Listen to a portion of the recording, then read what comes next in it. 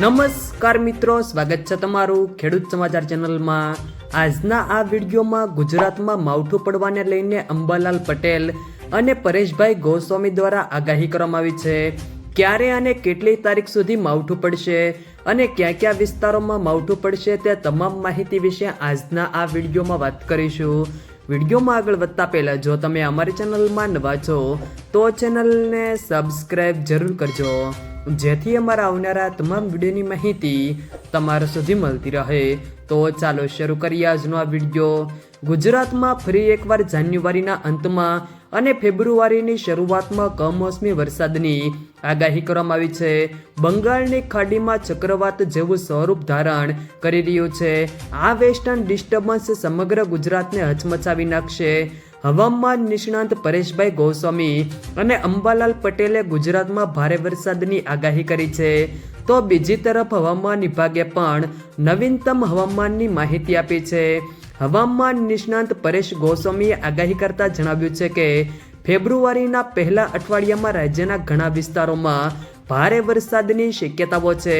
તેમણે એમ પણ કહ્યું કે વેસ્ટર્ન ડિસ્ટર્બન્સને કારણે ગુજરાતમાં અસ્થિરતા સર્જાશે, જેના કારણે 3, 4 અને 5 ફેબ્રુઆરી દરમિયાન રાજ્યના ઘણા વિસ્તારોમાં ભારે વરસાદની શક્યતાઓ છે।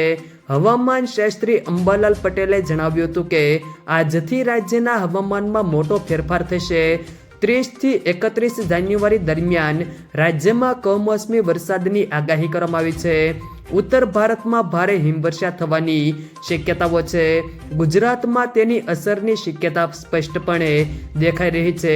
ગુજરાતના મોટાભાગના જિલ્લાઓમાં કમોસમી વરસાદ પડશે, ખાસ કરીને અમદાવાદ સહિત મધ્ય ગુજરાતમાં કમોસમી વરસાદની શક્યતાઓ છે।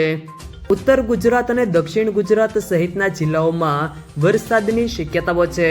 અંબાલાલ પટેલે વધુમાં જણાવ્યું છે કે સૌરાષ્ટ્રમાં જૂનાગઢ, ભાવનગર, જામનગરના કેટલાક ભાગોમાં તેમજ સૌરાષ્ટ્રના ઘણા ભાગોમાં કમોસમી વરસાદ થવાની શક્યતાઓ રહેશે। આ સાથે મધ્ય ગુજરાતમાં વડોદરા, આણંદ, નડિયાદ, કપડવંજ, પંચમહાલના કેટલાક ભાગોમાં ગાજવીજ સાથે વરસાદ પડવાની શક્યતાઓ રહેશે। જો મિત્રો વિડીયો પસંદ આવ્યો હોય તો વિડીયોને લાઈક કરો, તમારા મિત્રો સાથે શેર કરો, અને જો તમે અમારી ચેનલમાં નવા છો તો ચેનલને સબસ્ક્રાઇબ જરૂર કરજો, જેથી અમારા આવનારા તમામ વિડીયોની માહિતી તમારા સુધી મળતી રહે।